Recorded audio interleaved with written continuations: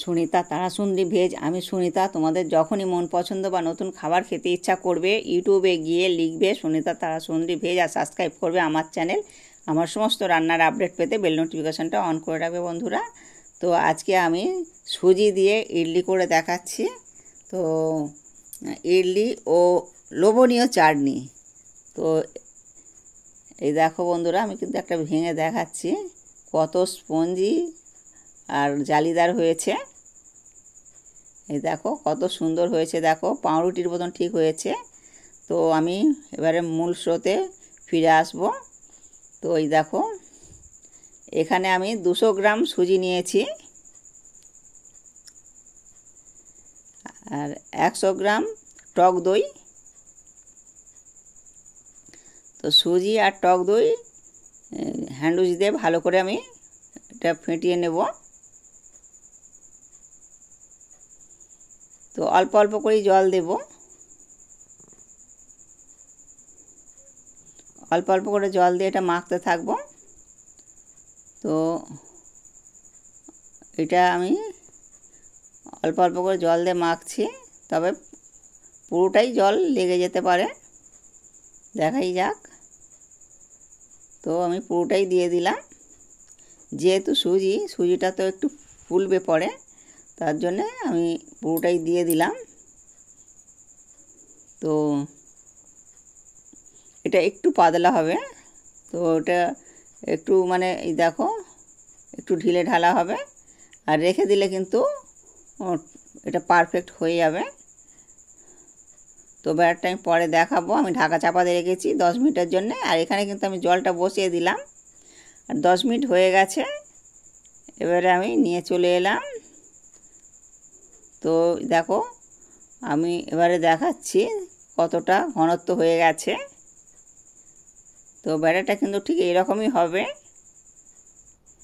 এখানে আমি লবণ দেব। লবণটা কিন্তু আগে দেওয়া ছিল না, ছোটো চামচের 1 চামচ লবণ দিলাম। আর এর মধ্যে ইনোটা দিয়ে দেব। তো 1 প্যাকেট ইনো দেব। তো এটা 1 চামচই হবে, আমি আর মাপলাম না, দিয়ে দিলাম। তো ইনো আর লবণ এটা কিন্তু মানে তৈরি করার সময় দিতে হবে, এটা আগে থেকে দিয়ে রাখলে কিন্তু খুব একটা ভালো হবে না। তো এবারে ভালো করে আমি ফেটিয়ে নেব। এই দেখো ঘনত্বটা ঠিক এইরকমই হবে। ছোট ছোট আমি 3টে একই সাইজের বাটি নেব। তো বাটির মধ্যে আমি কিন্তু অল্প করে একটু করে সরষের তেল মাখিয়ে নিচ্ছি। তবে তোমরা বন্ধুরা ঘি বা সাদা তেলও দিতে পারো। আমার হাতের কাছে সাদা মানে সরষের তেলটা ছিল, তাই সরষের তেলটাই আমি মাখিয়ে নিলাম। তো সরষের তেলটা দিলে কি হয়, একটু লালচে হবে পিছন দিকটা। তো 2 হাতা করে আমি সবগুলোই দিয়ে দেব, আর যেটা থাকবে পরে করে নেব। আর 2 হাতা করেই দিয়ে দিলাম, কেননা একটু কম রাখতে হবে, এটা আবার একটু ফুলে যাবে। তো একটু ঝাঁকিয়ে নিলাম ভেতরে হাওয়াটা যাতে না থেকে যায়। ছিদ্রযুক্ত একটা থালা নিলাম, ওই থালার মধ্যে বসিয়ে দিলাম। তো এই থালাটা আশা করছি সবার বাড়ি আছে। তো এটা ঢাকা চাপা দিয়ে রাখলাম। তো 5 মিনিট সময় লাগবে। তো 5 মিনিট হয়ে গেছে, আমি এবার দেখব। দেখো হাতে লাগছে না, এবার কিন্তু হয়ে গেছে। তো এবার আমি উঠিয়ে নেব। তো যেহেতু তেল দিয়েছি খুবই সহজে উঠে যাবে এগুলো।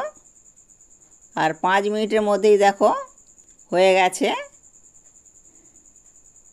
তো আমি একটু এইভাবে টেনে টেনে নেব, তাহলে কিন্তু দেখো খুবই সহজে উঠে যাবে। এরকম করে চাপলেই খুলে যাবে। এই দেখো সবগুলোই কিন্তু এইভাবে একটু চাপতেই খুলে যাচ্ছে। তো এটা পারফেক্ট হওয়ার কারণেই কিন্তু এটা খুলে যাচ্ছে। আর যেহেতু তেলটা দিয়েছিলাম, তো তেলটা দেওয়ার জন্য দেখছো বন্ধুরা একটু হলুদ হয়ে গেছে। তো এবারে কিন্তু আমি সুন্দর একটা চাটনি করে দেখাবো। তোমরা বন্ধুরা স্কিপ না করে পুরোটা ভিডিও দেখতে থাকো। তো চাটনিটা খুবই সহজে আর খুবই সুন্দর চাটনিটা হবে। তো অনেকে কিন্তু চাটনির জায়গা একটা মানে তরকারিও করে, তো আমি সেটা করছি না। তো এখানে ছোলার ডাল দিয়ে দিলাম, অল্প একটু ছোলার ডাল দিলাম, দিয়ে এটা একটু লালচে লালচে করে ভেজে নেব। তো এই ডালটা যখন একটু লালচে লালচে হয়ে যাবে তখন কিন্তু চীনা বাদাম আমি খোলা ছাড়িয়ে রেখেছি, তো ওটা ভাজাই বাদাম, তো ওই বাদামটা আরেকটু ভেজে নেব, এটা হালকা করে একটু ভেজে নেব। তো যেহেতু এটা ভাজা ছিল তার জন্য কিন্তু এটা হালকা করেই ভেজে নিলাম। তো এর মধ্যে এবারে 3টে কাঁচা লঙ্কা দিলাম, আর ছোট ছোট করে টমেটো কুচিয়ে রেখেছিলাম, তো ওই টমেটোটা আমি ভেজে নেব। তো এটা আমি ভেজে নিচ্ছি। এর মধ্যে একটু লবণ দিয়ে দেব, লবণটা দিয়ে দিলাম। তো টমেটোটা একটু ভালো করে ভেজে নিতে হবে, আর নাহলে একটু টমেটো থেকে কাঁচা একটা গন্ধ ছাড়ে, ওটা কিন্তু আর থাকবে না। তো এবারে আমি একটু কারি পাতা দেব, কারি পাতা তুলে রেখেছি, তো ওটা ভালো করে ধুয়ে রেখেছি। তো কারি পাতা আমি এতে কিছুটা দেব, আর কিছুটা কিন্তু আমি রেখে দেব। আর এর মধ্যে আমি বিট নুন দিলাম, বিট নুনটা দিলে কিন্তু চাটনিটা খুবই সুন্দর হবে। তো তার জন্য আমি বিট নুনটা দিয়ে দিলাম। তো কারি পাতাটা আমি দিয়ে দিলাম, আর কিছু কারি পাতা কিন্তু আমি ধুয়ে রেখে দিয়েছি। তো ওটা কিন্তু কি করব, তোমরা প্রথম থেকে শেষ পর্যন্ত দেখতে থাকো, তাহলে বুঝতে পারবে। তো এটা আমার হয়ে গেছে, এবার আমি উঠিয়ে নেব। তো এবারে এটা আমি পেস্ট করে নেব।